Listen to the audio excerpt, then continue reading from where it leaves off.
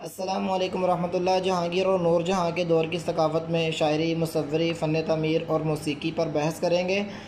जहांगीर फ़ारसी अदब व शेर व शायरी का दिलदादा था, यानी बहुत ज़्यादा शौकीन था। जहांगीर को उलूम फ़ितरत पर सनद समझा जाता था। इसकी किताब तज़किया जहांगीरी को फ़ारसी अदब में बहुत ज़्यादा अहमियत और मुकाम हासिल है। इसका इल्मी ज़ौक़ बहुत बड़ा है और इस दौर की लिखी हुई किताब उस दौर की लिखी हुई किताब तहरीरें अब भी मौजूद हैं। जहांगीर के अहद में फ़ारसी ज़ुबान और अदब पर बहुत काम हुआ। नूरजहाँ भी अच्छी शायरा थी और बहुत ज़्यादा अपना अदबी ज़ौक़ रखती थी।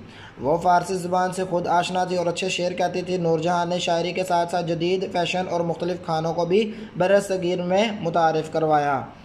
मुसव्वरी जहांगीर के अहद में फ़न मुसव्वरी ने इस कदर तरक्की की कि इंसानी चेहरा एक माहिर मुसव्वर तैयार करता, लिबास दूसरा मुसव्वर तैयार करता था, फिर मंज़र तीसरा मुसव्वर तैयार करता है। इस तस्वीरों को देखकर अक्ल दंग रह जाती। इन तस्वीरों को देखकर महसूस होता था कि जैसे कैमरा भी इससे बेहतर तस्वीर नहीं तैयार कर सकता है। ये उस दौर की मुसव्वरी का हाल है।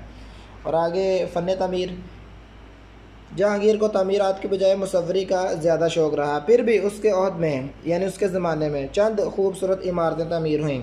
लाहौर में मस्जिद दरवाज़े के अंदर बेगम शाही मस्जिद उसी दौर की तमीर हुई। लाहौर के किले में जहांगीर ने एक ख्वाबगाह तमीर कराई जिसमें इन दिनों अजायब घर कायम है। ये उसकी जो थी फ़न तमीर की जो आगे आ रही हैं जगह उसने जो बनाई हैं मकबरे वगैरह और महल्लात वगैरह और क्या कहते हैं इनको, और इसकी जो तामीरात वगैरह हैं, मसाजिद वगैरह। आगे देखते हैं मौसीकी।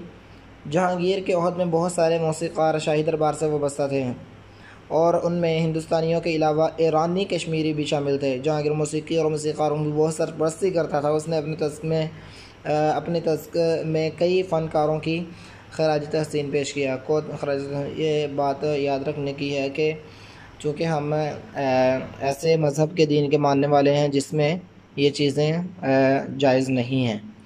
आगे आखिरी बात आज हम बढ़ेंगे इंसाफ की फराहमी के लिए जहांगीर का जज्बा। नूरुद्दीन मोहम्मद जहांगीर ने अपनी हुकूमत की इब्तिदा अवाम पसंद इक़दाम से की। उसने तमाम जंगी कैदियों को रिहा कर दिया, इस्लाम की हिफाजत का ज़िम्मा उठाया। जंगी कैदियों को रिहा करना और इस्लाम की हिफाजत का ज़िम्मा उठाना। तमाम मुखालिफिन को आम मुआफ़ी दे दी। मुखालिफिन को जब आम मुआफ़ी देंगे तो अकबर की जो बनाई हुई सल्तनत है, मज़बूत इस्तेहकाम जो है वो आहिस्ता आहिस्ता फिर ख़त्म होता जाएगा। तो इसी तरह से 1627 में ये इस दुनिया को छोड़ गया। अस्सलामु अलैकुम वरहमतुल्लाह।